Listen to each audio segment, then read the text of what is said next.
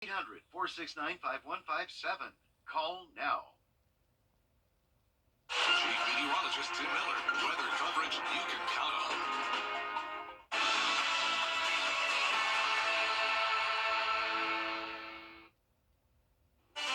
We're back in the freezer tonight. Temperatures in the upper 20s, but how long will it last? I'll have details coming up in your Bye for 6 forecast. Right now on News Channel 6 at 4, the race for sheriff in Richmond County is seeing some fireworks. We're breaking down who's challenging Richard Roundtree. Plus, a place to stay for teenagers who have aged out of foster care.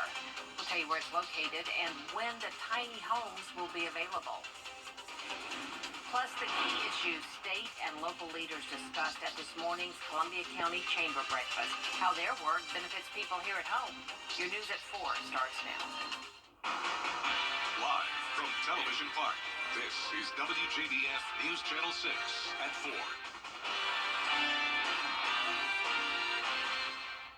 Good afternoon, everyone. I'm Jenny Montgomery. Thank you so much for joining us. Coverage you can count on begins with cold temperatures. But for now, looking very dry, and I'll have your weekend forecast coming up in your Bye for 6 forecast, Jenny. All right, Miller, thank you very much. As we get closer to Election Day 2023, we're already looking ahead to the 2024 election. One of the big local races will be for Richmond County Sheriff. Bria Smith talked to some who have already said they plan to run against incumbent Richard Roundtree. Bria? That's right. It's still early on, but some local law enforcement are making their stance clear for next year's race. So far, Bo Johnson, Richard Dixon, and Eugene Brantley have filed their declarations of intent to run against Richard Roundtree in the 2024 sheriff's race. They're not considered candidates yet because they haven't qualified. That won't be until March, but all three have extensive history with the Richmond County Sheriff's Office. They say change is needed in the department. That Richmond County citizens have regained trust in the Sheriff's Department. I'd like to see Richmond County be the #1 law enforcement agency in the state of Georgia again. And I think most of all, I'd like to see kids run towards police officers with excitement and not run away from them in fear. Again, qualifying for that race is in March, and the election will be in May of next year during the primary. Jenny? Bria, thank you. Tonight, find out how your neighborhoods may be changing for the better in Augusta. Back in 2021, the Department of Housing and Urban Development gave the city and its housing authority $450,000 to improve public housing in the Harrisburg and Laney Walker parts of town. They've spent the last 2 years working on a plan for how to use that money. City leaders will present the plan tonight at 6 p.m. at Tabernacle Baptist Church on Laney Walker Boulevard. Augusta's first tiny home village will soon be coming to the site of a former city park. This community will help youth who are aging out of the foster care system. And the site is located on Mary Street. The complex will have 25 mini homes for these teenagers. It's going to be built on the grounds of a former city park, but soon it will be the new home of a small village that will make a big impact. The nonprofit Graham Lee joins us now from the site. Graham? Well, hey, Jenny, you're exactly right. I'm standing on the grounds of what was a former city park in Augusta, but it's soon, in just a few months, actually a little while longer than a few months, it's going to be the new home of a community of tiny homes that will make a big impact. The nonprofit we're talking about is called Bridge Builder Communities. That's the nonprofit involved with all this. And the plans are to install this complex.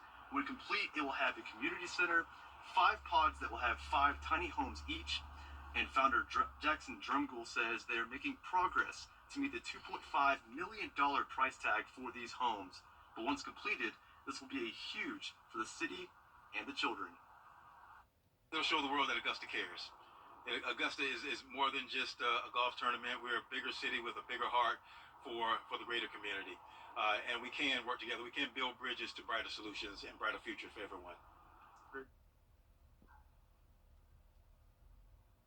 Now, Drumgoole tells me that there's going to have a fundraising drive next month to continue to help raise the funds to help them meet that goal.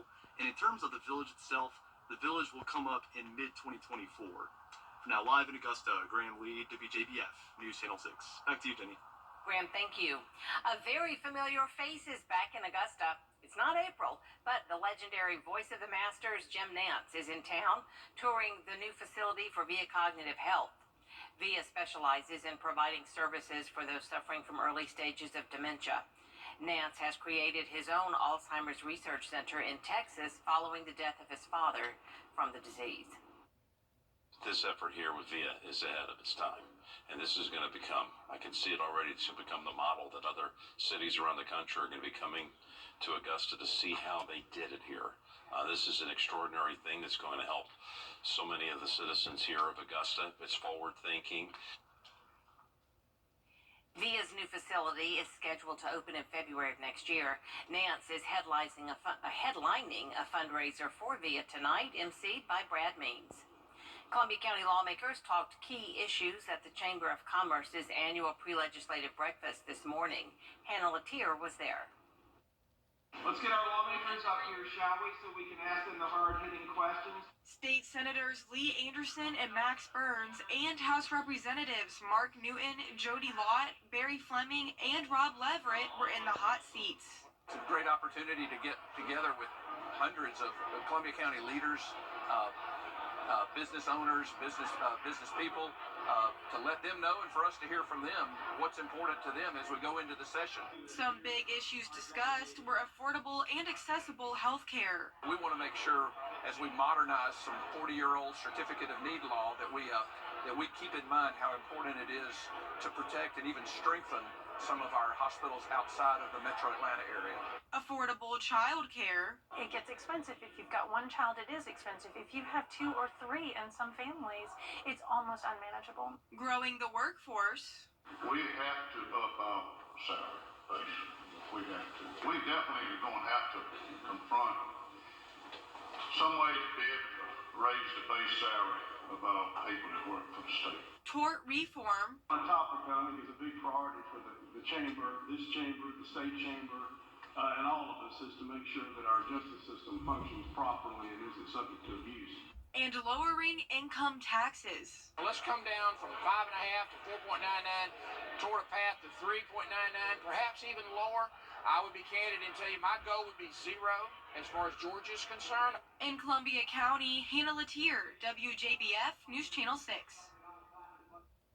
The General Assembly will have a special session starting on November 29th due to a federal judge ruling for redistricting. The regular session will begin in January. As many of you begin to get into the holiday spirit, some big changes are coming to the Augusta Christmas Parade you'll want to know about.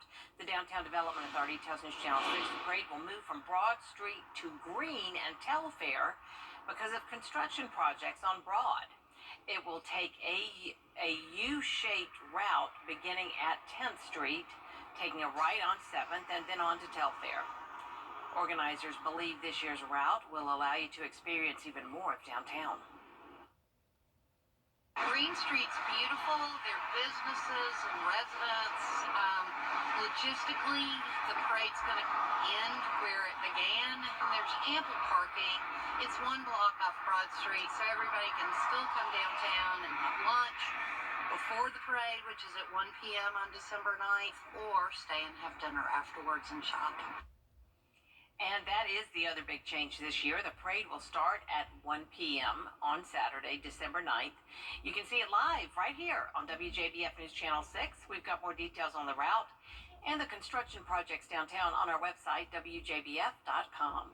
Coming up, a North Carolina veteran is preparing to represent her country in a different way. We'll hear her story after the break. Let's have a conversation.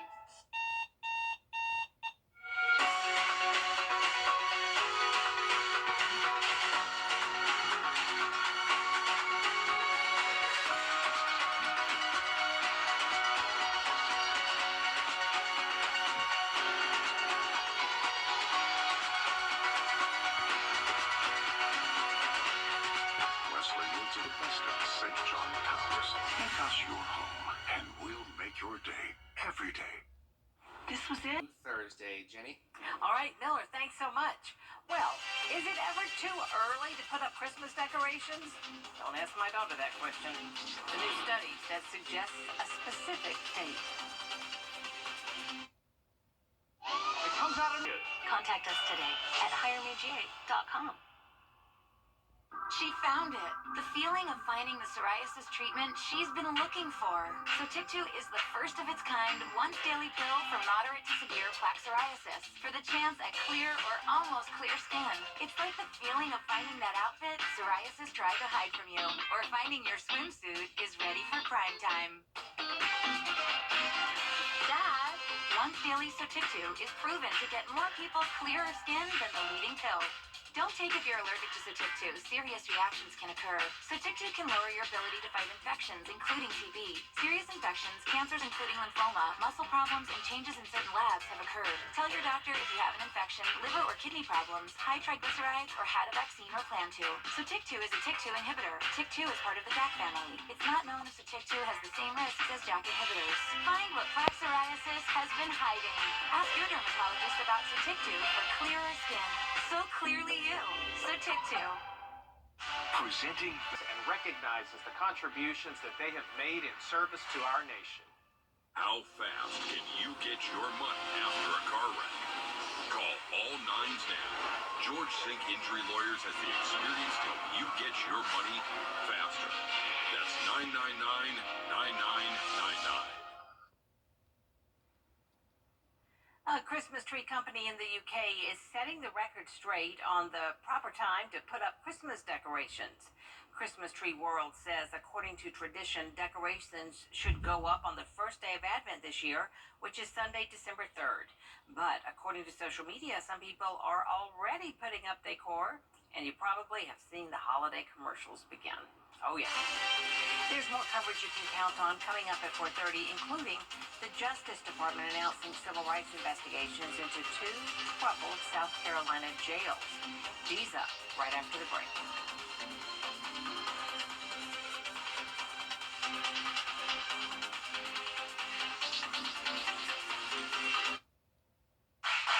Not comfortable in your home?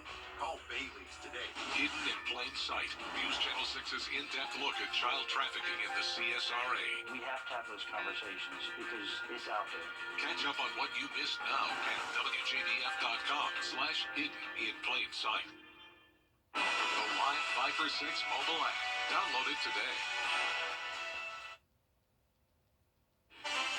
Well, those counties that did not receive frost last night, well, you're in luck. You're going to get your chance at frost again tonight, I'm afraid. Another cold night with a frost advisory spread across the CSRA. We'll talk about the cold temperatures tonight. We'll take a look at how cold it was this morning, all coming up with your 5 for 6 forecast. Now on News Channel 6 at 6, the voice of the Masters stopping by Augusta. What brought Jim Nance to town? As your news at 6 starts now. Live from Television Park, this is WJBF News Channel 6 at 6. Good evening, everyone. I'm Jenny Montgomery. Thank you so much for joining us. Coverage you can count on begins with a cutting-edge new facility for VIA Cognitive Health taking shape on Washington Road. It'll expand services for people suffering from the early stages of dementia and Alzheimer's disease. And today, a familiar face in Augusta dropped in to check on the progress. George Escala has the story. This could make you think of spring. Jim Nance, the voice of the Masters, back in Augusta. Listen, I don't think there's a place in this country that I kind of feel a stronger tie to than Augusta. And Nance also has ties to the work being done by VIA Cognitive Health. Nance on hand to tour its new facility that will offer daily courses and programs for individuals living with early to moderate stages of dementia. The studies are showing that cognitive stimulation and doing things that really challenge your brain's ability to think are so important for brain health. Nance is an expert on covering the Masters, but also brain health. He started his own Alzheimer's Research Center in Texas following the death of his father from the disease. This effort here with VIA is ahead of its time. And this is going to become, I can see it already, to become the model that other cities around the country are going to be coming to Augusta to see how they did it here. And at VIA, they felt like champions, having Jim Nance and his expertise pay a visit. And they're doing a lot of great research trying to find a cure for Alzheimer's. And so there just couldn't be anyone better, especially in Augusta, to be able to come and talk about Alzheimer's. We're very excited. Leave it to Augusta to be ahead of everybody else with a center like this. The new center will be open in February, and plenty of time for Jim's next visit to town. In Augusta, George Escala, WJBF, News Channel 6. Chief Meteorologist Tim Miller joins us now for a check of the forecast. Jenny, it was cold. Only on ET. Entertainment tonight at 7:30 on News Channel 6. Wow, if you're looking for great deals on Christmas decor, you've got to get to Carolina Pottery. Huge selections of ornaments, trees, wreaths, and greenery, all at our everyday low prices. Get festive for less this year. Visit carolinapottery.com or a store near you. It's time to celebrate. Sale going on now. You could see a lot of light here. Cars are out there actually hydrating. I think it's a great situation. Mama? She's on her way, bud.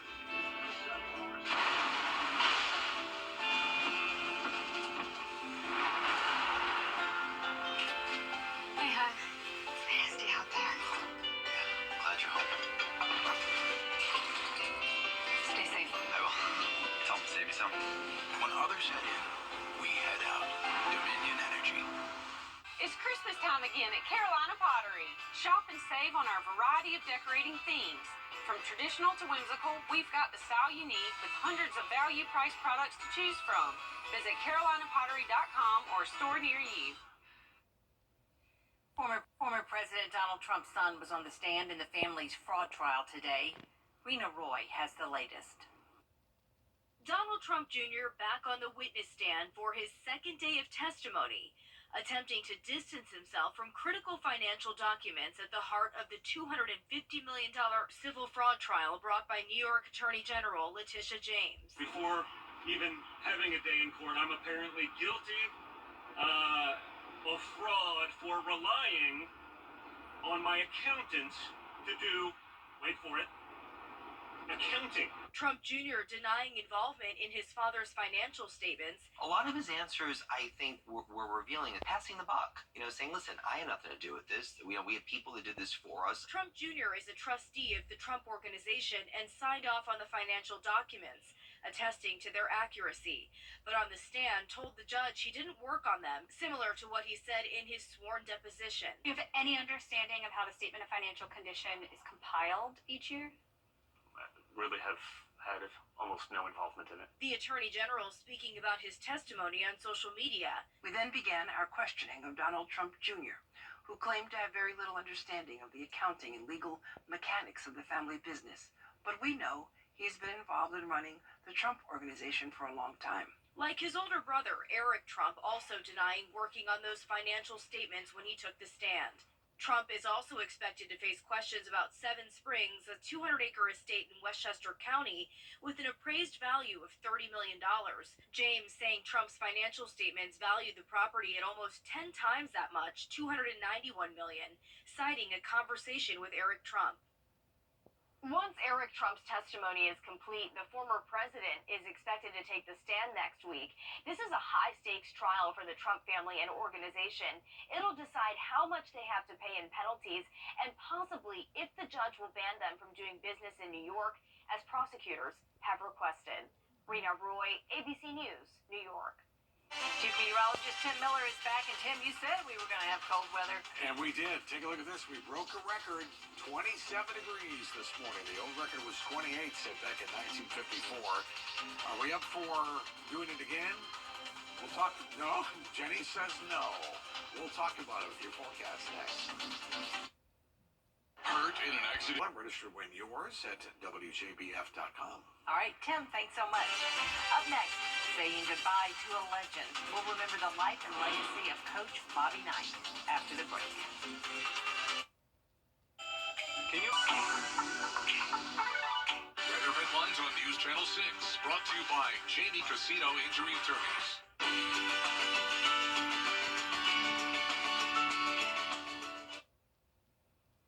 Legendary basketball coach Bobby Knight is being remembered as one of a kind after he passed away at his home yesterday.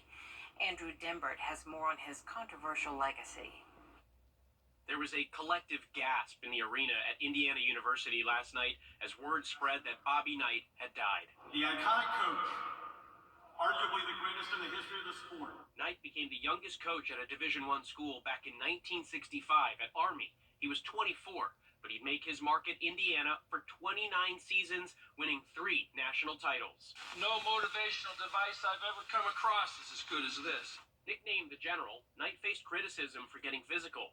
But we had our players practicing in leg irons today, and they had to handle the ball with chains wrapped around their arms. His news conferences were often front-page news. I've never used the expression game face, so I have no idea what it means or what you're supposed to do. His most infamous incident, 1985, throwing a chair across the court. Knight was forced out of Indiana in 2000, accused of violating a zero-tolerance policy, grabbing a student's arm. We're going to demand more of you in more ways than any place you can go. Knight often said he did not like his players. He loved them. Hey, I wouldn't be here if I did. Former Duke coach Mike Krzyzewski, who played for Knight at Army, saying, "We lost one of the greatest coaches in the history of basketball. He was one of a kind." Hoosier Nation recalling him as the master motivator. His temperament was a little different than most at the time, but a hell of a coach and a hell of a person, did a lot of things for a lot of people. Knight went on to Texas Tech before retiring, clearly not caring much about his critics. When my time on earth is gone and my activities here are past, I want they bury me upside down and my critics can kiss my... Knight was hospitalized with an illness back in April and was in poor health. He was 83. Andrew Dimbert, ABC News, New York. Ready to develop more than a /career. Restaurant chain Red Robin is turning heads with its new cheeseburger-flavored martinis. The Burgertini features Red Robin seasoning on the rim, 2 tomatoes, beef broth, pickled brine, and vodka. It's garnished with a bacon slice, brioche bun, cherry tomato, and a pickle chip, an apple pickle chip. The drink is part of a promotion, so it won't be on the menus for long, if you're brave enough to give it a try. Yeah, it won't. And I don't think it'll be back on the menu after it's gone either. Yeah, it doesn't sound very refreshing, does it? No, it is not. It's a little out there. All right, one more cold night, 29, the overnight low for tonight. So frost or a freeze is still likely here. We have our Viper 6 alert posted for that. Then, hey, we start to warm up here. Sunshine galore, but temperatures in the 70s. Overnight lows return to the 40s as we get into the early part of next week. Yay. Very good. Yes. Well, that is our report for now, everybody. We thank you so much for watching. News Channel 6 continues at 7 right after World News Tonight. We'll see you again at 11. Good night.